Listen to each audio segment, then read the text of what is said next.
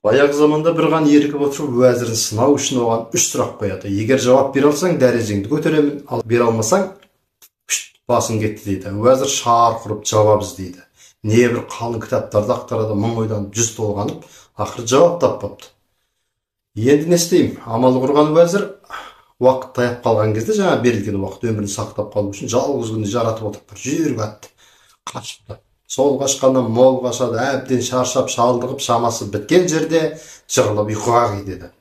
Сол уақытта малын жайып, ен далада жүрген бір қойшы ер тоқымын жастанып жатқан, жайылып жүрген аты бар біреу жатқанын көріп қасына жақындайды. Келсе, қымбат киінген бір мырза жатыр дейді. Мұның тегін адам емес екенін білген қойшы жолаушыны оятады.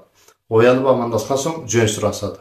Уәзір жағдайын айтады. Осылай да осылай. Қойшы үнсіз тыңдап болған соң, бұл кісіні бүкіл мансабынан, ел жұртынан айыруға мәжбүр еткен сұрақтар қандай екенін білгісі келеді.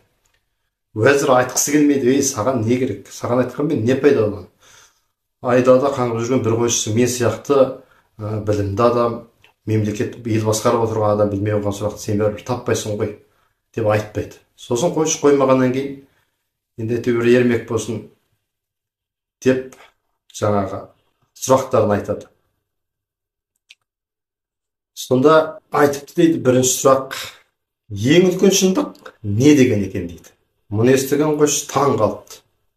Ойбай-ау, шынымен де осыны білмедіңіз бе, мырзам? Мұны жер бетіндегі барлық адам білмейді екен. Бұл деген өлім ғой. Елдің бәрі де өлетінін біледі. Бұдан үлкен ақиқат шындық бар ма дейді. Уәзір үнсіз ойланып отырып қалады. Рас айтасың, қалай ойыма түспеді осы нәрсе? Әрине басқа не болушы еді деп жерден жеті қоян тапқанда жаңа қуанып кетеді. Сен екінші сұрақтың да жауабын білетін шығарсың. Екінші сұрақты айтып берші. Кәне айтып көріңіз, ойланып көрейін дейді. Ол екінші сұрақ былай депті: ең үлкен өтірік не деген сұрақ.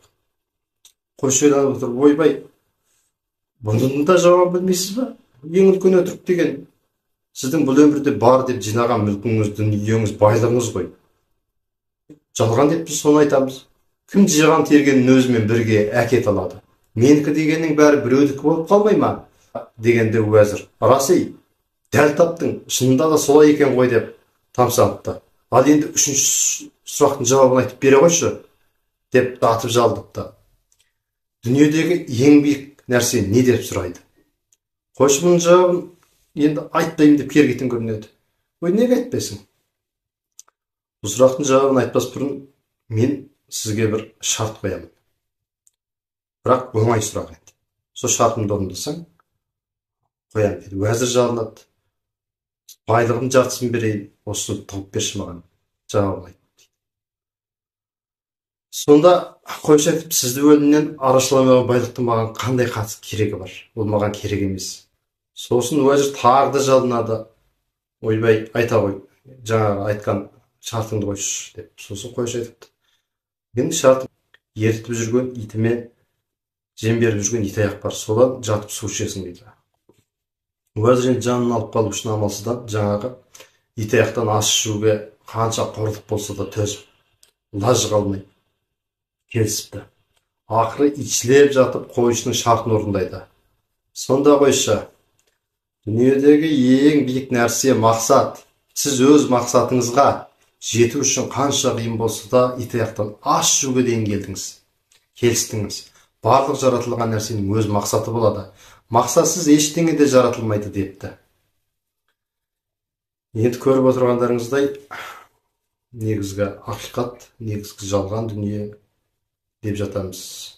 Осы екен ғой ағайын. Ақ пен қараны ажыратып жүрсін деп осы сөзді азды кем әңгіме қылып жатырмыз. Сіздермен болған Нұрдәулет Исағасы, қазақ мінезі.